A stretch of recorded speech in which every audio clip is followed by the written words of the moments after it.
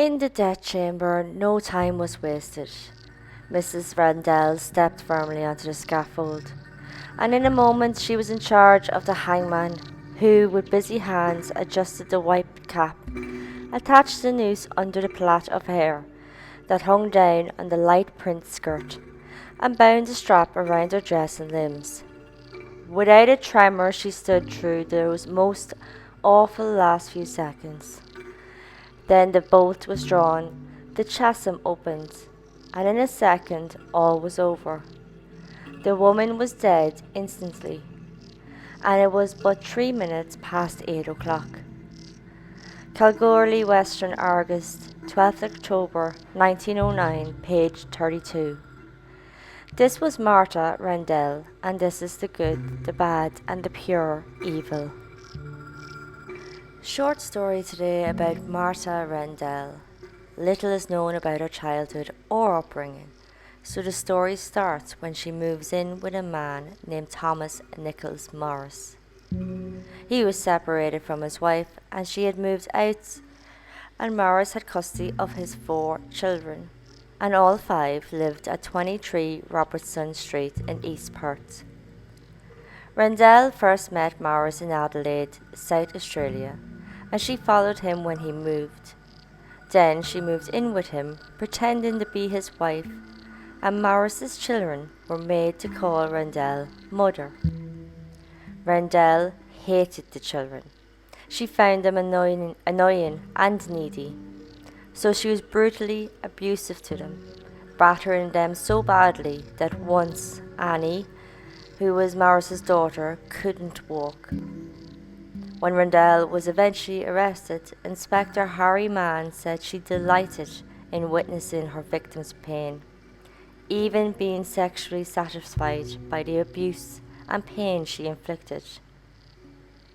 So Rendell is in the house playing happy home to the outside world and torturing children behind the closed doors. At some point, Rendell decided to get rid of the children permanently. Little Annie Morris was killed first. She was just 7. How Rendell did this was putting something in Annie's food, which caused her a sore throat. Then, to care for little Annie's sore throat, Rendell would swab the back of the throat with what she called medicine. The medicine she was using, hydrochloric acid. The acid, as acid does, would burn the area, in this case the throat, and then the throat would swell to the point the child couldn't talk, swallow, and so couldn't eat, and this led to starvation and then death. This is extremely slow and painful. Annie died July 28, 1907. A doctor named Cuthbert, he issued the death cert giving the cause of death as diphtheria, an infection that's mostly mild but can, in really bad cases, cause death.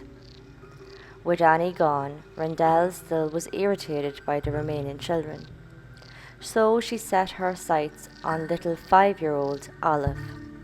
She fed Olive something to cause a sore throat, and she used her medicine to heal Olive. And then, October 6, 1907, Olive died.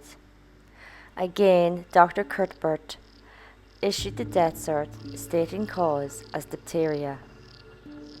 Now we have 2 dead, but Rendell wasn't done yet. She moved on to Arthur Morris, who was 14.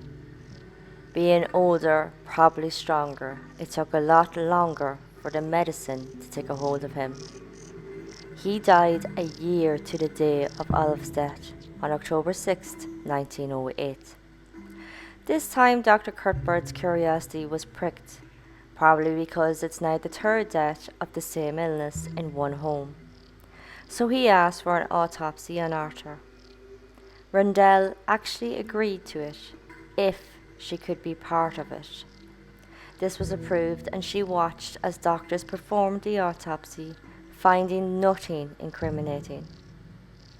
So it's now April 1909, and Rendell set her torturous sights on George Morris, the 2nd son.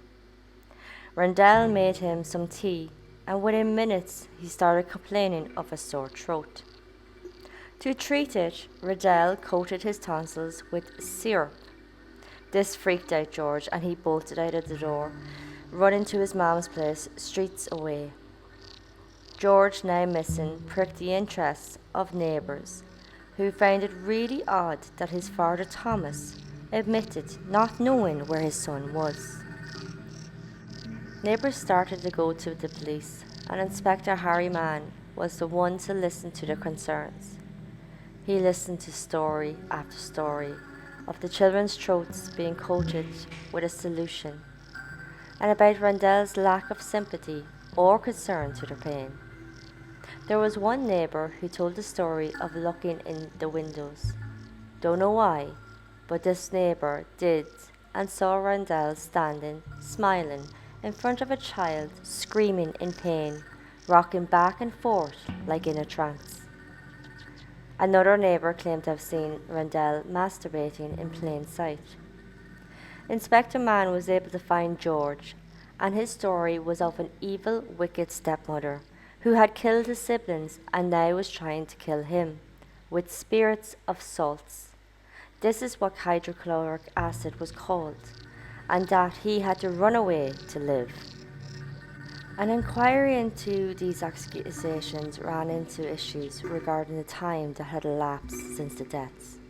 The doctor also couldn't say for sure what effects the salts would have.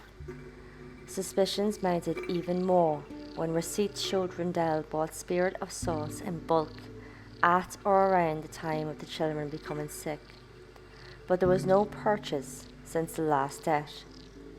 With all this information and statements, an exhumation order of the bodies was approved, and it was done July 3rd, 1909. Diluted hydrochloric acid was found in the throat tissues on all the dead children.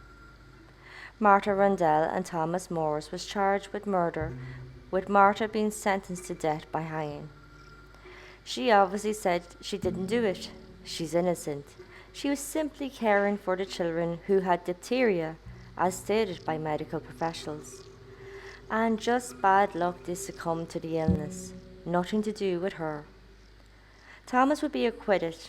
It's known he bought the spirits of salts for Rendell, but wasn't aware what she was doing with it until after it all came out. Which could be true.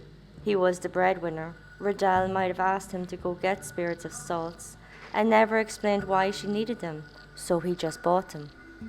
The jury wanted Thomas tried and said if he had been, they would have found him guilty as an accessory. But with the acquittal, this didn't happen. Martha Rendell's crimes had the public outraged. A woman killing innocent young children for gratification. The press called her a scarlet woman and a wicked stepmother. A woman of nightmares, they said. Rendell claimed her innocence to her dying day, October 6, 1909. A year to the day after Arthur's death and 2 years to the day after Olive's death, Rendell was hung at Fremantle Prison. She's buried at Fremantle Cemetery and was the last woman to be executed in Western Australia.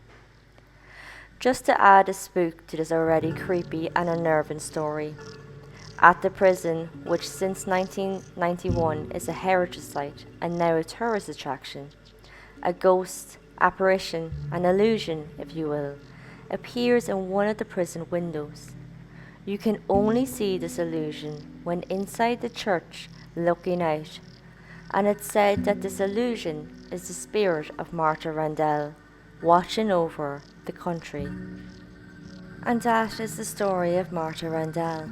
Hit that like button, get subscribe, and ring the hell out of that bell. Join me next time for another poison story about Graham Young, the teacup poisoner. Poison interested him at an early age, having him poison friends and family. At 14, he was detained at Boardmore for poisoning his father, sister, and friend. 10 years later, he was released. Did he learn his lesson? Until then, this was the good, the bad, and the pure evil.